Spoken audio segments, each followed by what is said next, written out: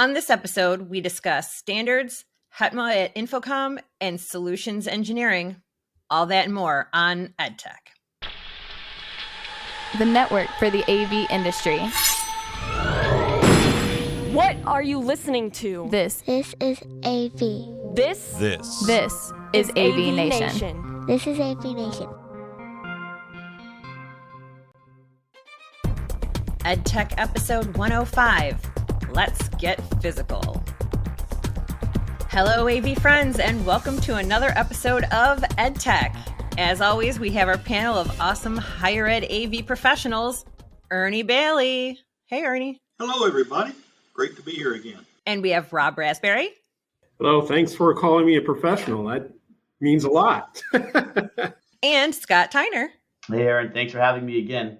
Yeah, and today we have a special guest joining us from Washington and Lee University, Annie Foster. Hi, thanks for having me. Yeah, so tell us a little bit about what you do at Washington and Lee. It's a little bit of everything, right?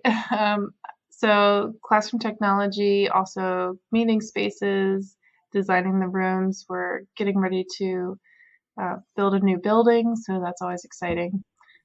Just anything, even TVs in offices, anything technology related that people can teach from.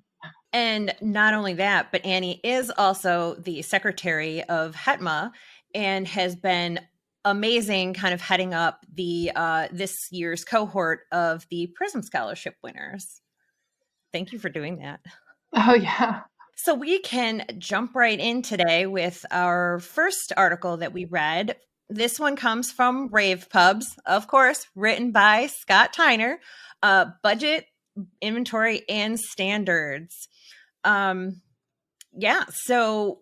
with the issues with supply chain and raising of prices of equipment, have you guys been considering changing your standards?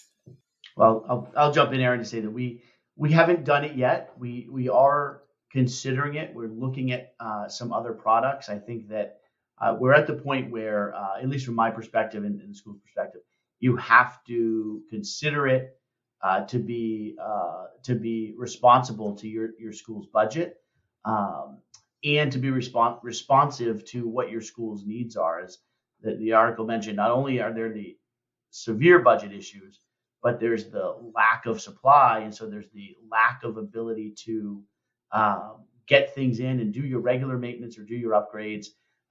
Annie just said she's building a new building. I'm interested to hear how she expects equipment to be in and what steps she's taken to make sure that'll happen. Yeah, well, we're starting pretty far out. It's expected to open in summer of 25. So order your stuff today. Right. Yes, we're trying to get ahead of it. Absolutely. But in terms of our standards, we've been kind of creating some standards. There was a loose outline of what is included in a classroom, but never we're using BIAMP for DSPs. It was always whatever was appropriate for the space at kind of the lowest cost. And so we're working on standards now, which is an extra hurdle because we spend the time doing the research and development, trying to find exactly what we think is going to work well in our environment, and then it's not available. Right? It's like you almost have an advantage slightly in that since you haven't developed one yet, you could select something different and change it. But if you were 18 years into a standard, you're kind of like, ooh, that kind of hurts a bit trying to make a change. That is kind of true. We're kind of like a jack of all trades at this point and an expert at none, right? Like we can deploy pretty much anything, but can we fine tune it? Right. From a support standpoint, how do you find, is it more difficult because you never know what you're walking into? Absolutely. So trying to make that a little easier, but luckily we're functioning pretty well. I have to say, we've tried to standardize, but now with the supply chain issues continuing as they are, we're looking at alternatives that can still work within our box design, as we call it. We've got several different standard room designs that we do, so rooms are repeatable and instructors know what to expect as they go up and down the hallway. They're going to get the same feel and functionality, but we're finding that doing more of a configuration programming, we can easily trade out, whether it's the production switcher or the wireless gateway or whatever device we can change out, still use the same buttons and the functionality is the same for the instructor. But we look more at the availability than the price right now, because we're able to find, similar priced products that have, like I said, very similar features. And if we can make them work within the program that we already have existing, that's good. And it kind of opens our eyes up to some new products, and we're kind of being surprised at what we're finding and features on new devices that we were not expecting that kind of give us a little bit of an edge on some things. So Sounds like you're keeping secrets from us, Ernie. Got to tell us what we can do here.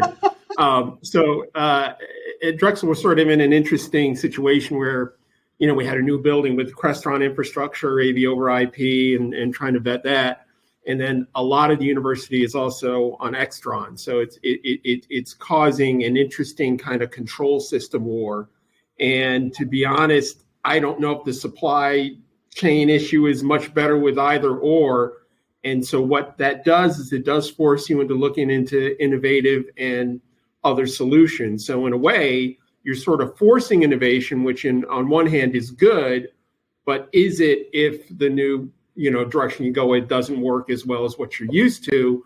And so you're balancing your budget versus, functionality, I guess you could say. But that's not to say that a new product will work better than your current infrastructure. And then you look for other platforms to standardize on, whether it's displays, whether it's like, Annie, you said DSPs.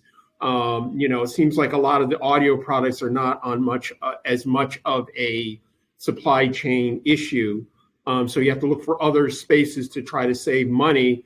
If indeed, like Scott, like you said, if my campus decides, we're going Crestron and there's a price increase and then there's this supply chain backup, it's like, well, can we do it, or do we need to stick with what we have, or what do we got to do? So it's a very interesting time, I think, that we're in, where, you're forced to look for other solutions if your tried and true doesn't come through for you. So it'd be interesting to see what Crestron does for you, Scott. Yeah, and it'll be interesting to see. I also think, I think what I wrote is true. I also think that humans and what we do are so hard to change, right? And we often talk about higher ed being like an oil tanker trying to turn the thing around, right? And I actually think any of these companies have a long time to solve this problem. So we might use some different products right now and for the next couple of years. But I think we see a lot of things kind of snapping right back to the way they were before the pandemic. And so I have a sense that if the supply chain issues figured out, I'm curious to know if Crestron will ever lower their prices, right? Will they at some point say these things have freed up? We can make them quicker. We can make them faster. Probably 35% increase over 2 years was a little aggressive. Will they scale some of that back? And if so, I think a lot of people who are looking at other things are going to just, by the natural flow and the fact that they've got hundreds of rooms, they will come back. But time will tell. Absolutely. It's like we have to kind of try to find the balance between keeping on budget while giving the same sort of customer experience for the end users, but also not making it super difficult for any of our teams to support everything. So yeah, it might be a very gradual change, if any at all. I think that kind of makes the whole standards thing difficult even when there aren't these hurdles, right? Like there's always changes to the technology, a projector that moves a setting and it's hard to find, and so then it's not working right, and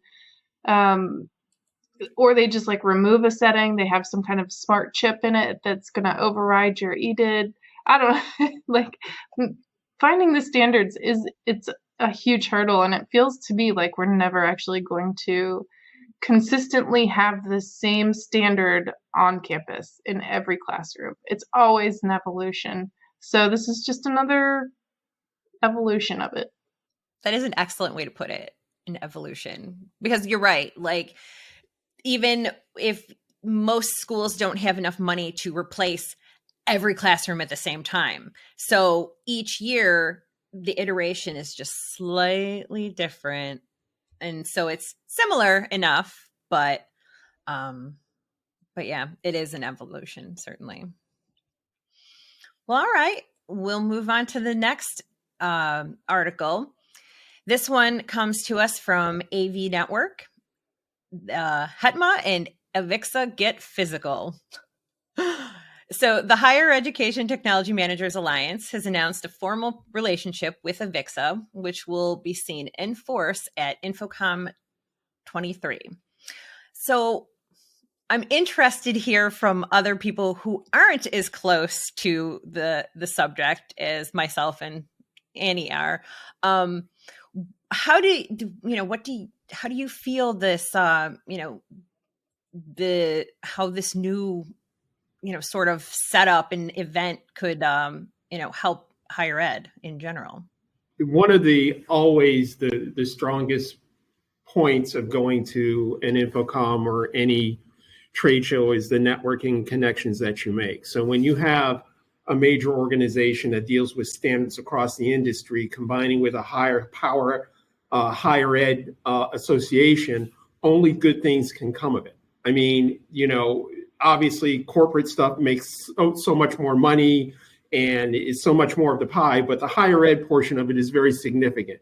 So anything that you can do to solidify those relationships between not only the organization, but the people within the organization and create a larger network is always a good thing. There's nothing that can only bring you good things. I have to agree with Rob. I mean, I read this article and I feel like the old guy in the room here. I mean, I think of kind of the people, 20 years ago, Joe Shook, Ernie Bailey, Tim Albright, Elaine Mello, Matt Silverman, all of these people who 20 years ago were on an end users council, they called it, at InfoComm, and who have been pushing and pushing and pushing to get higher ed to be recognized as more than the end user, as a critical piece of the industry.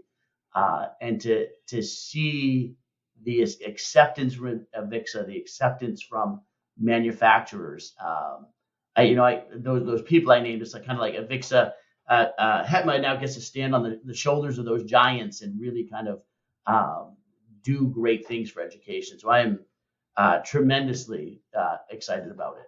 Yeah, I like it, and like Scott, I've been around for a while, and that's really where AVIXA started. They were originally the Association of Educational Technology.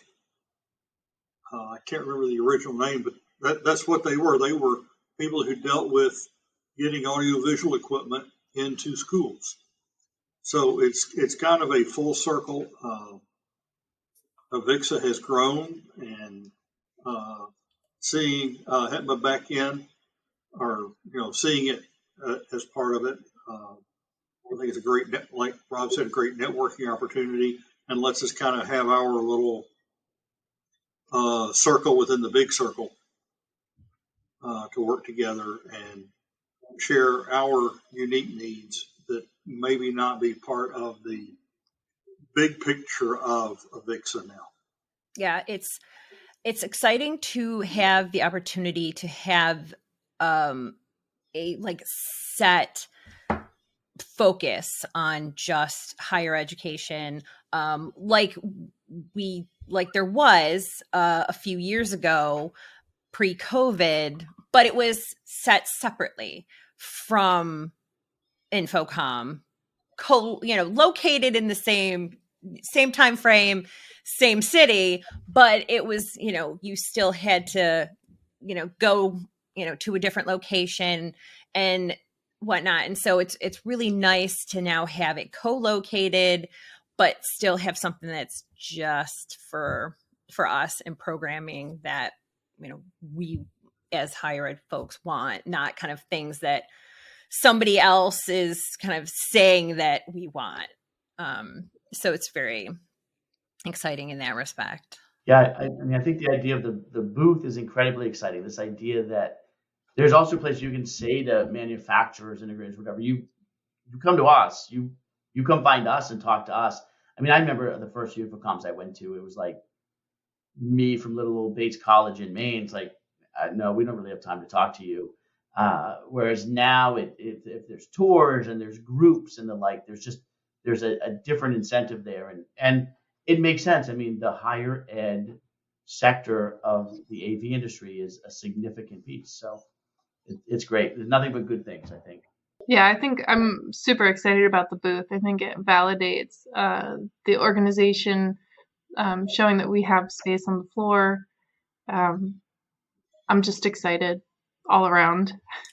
Yeah, it'll be kind of nice for higher ed to have a place to congregate, essentially, since we are all about networking and whatnot. So to have that one location that we can kind of go and gravitate towards, knowing that there's going to be other like-minded people there always. Yeah, you make me remember last year when I was like looking at everybody's badges and where's the education? Where's the Oh, hey, have you heard about HETMA? I won't have to be so creepy. Absolutely. The last article that we looked at came from AVNation, and it was Legrand AV unleashes their elite experts. So they have created a solutions engineering team. Is this something that we feel is useful? Yeah. So one of the things that's happened is sometimes when we call outside integrators in for a project or get some input on what's happening, some of them will charge you for design. They will charge you for these kind of services in some instances. So actually having a group of professionals that can potentially, sort of design out what your project is or help you out with that is extremely useful, whether you use it or not. And I think just having that option is a big plus. So you have your team internally decide you're going to come up with something, call the grant people in, say, okay, this is what we're doing, see what they're thinking about, and then, design it the way fully you want, put it out to bid and see what happens. I hate to do this, but I've only had really good interactions with the grant. And it seems like they're one of the few organizations that I run into that, they have their product line and they obviously push it, but they don't bash other organizations. They've always been pretty inclusive. For them to come up with something like this, I think is great. We've actually had a Legrand training day on campus pretty recently, and I think they've been doing it at a couple other higher ed institutions. So I think they're really, they're putting it into action too. So I think that's great that they're reaching out and really recognizing that we need someone to talk to on that level. So even if I'm not using the services as completely as they're offering, it still gives me a place to reach out that's not tech support and that's not necessarily the sales rep, so that I can have those in-depth conversations about how is this going to work with this other device. So I think that's huge. We haven't had them on campus yet. We've been talking to them. I was at a conference last month, and Legrand was one of the sponsors, and I met with them for a while, and they were actually talking about this. I'm interested to see how it works, because they say they're willing to talk about competitors' products as well being integrated into the program. So if that works without the bashing, which I've never heard the bashing from LeGrand like I have from several other manufacturers, then I think that would be great, because sometimes they do have the best product, sometimes they might not. And if they're willing to let us, if they're willing to talk to us about bringing in somebody else's, that will be great. Several years ago, I would have been probably more excited about this. I now have some real good designers on my team where we do our own design work and a lot of our own research, but it doesn't hurt to have someone come in and validate what you're doing. Yeah, I think there's always that piece, Ernie, of the, we're the same way where we do a lot of our own design and research, but you only know what you know. And even if you do research, you still might only know what you know. And LeGrand might come in and say, hey, listen, so-and-so's got something in development, or maybe you haven't seen this. Sometimes I'll see mounts and I'm like, oh, like that is a how can you be creative about mounts? But you'll see something and be like, wow, that's actually creative. And so it's just the stuff that you never knew. And like everybody here said, I actually haven't worked with LeGrand. I think sometimes up in northern Maine, it's a little hard for companies to get up there. But everything I've heard about LeGrand from anybody and the kind of the bus tours that they do and the like is that they're great. Like what everybody said, and particularly what Andy said, that they're not there just to sell to you. And like Rob said, they do shows at places. So I think it's a great resource. I'm curious to know. 5 people seems a little small, so I'm curious to know if they'll continue to grow that number. Right. Yeah. Because you're like, do they realize what they're getting themselves into by opening this up? Because yeah, it's even though my team does their own designs, it is nice to potentially have just that second set of eyes that could be like, so I see what you want to do here, but maybe there's this other way that's simpler or better or just different, and that we'd never thought of, that could be like, oh yeah, all right. Right. It's good to actually just hear good things like coming out that we want to it's more of a like partnership and working with the higher ed space, as opposed to just kind of like talking at us. So it's, those are nice things to hear. But all right. Thanks for joining us for another episode of EdTech.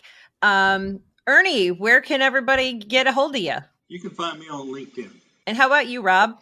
Well, since the producer said we just do monosyllables and all that kind of stuff, I still am going to say LinkedIn, but you can look me up at drexel.edu on the university website. So if you're curious. Excellent. And Scott, how about yourself? You can find me certainly on LinkedIn. I'm on Twitter and write for Rave Pubs as well. And Annie, how can anybody get in touch with you? I'm on LinkedIn also, but I am also on the Hetma Mighty Network. There we go. And for myself, you can find me on LinkedIn or on Twitter at smearin_off_ice. Thank you for joining us. This has been another excellent episode. See you next month.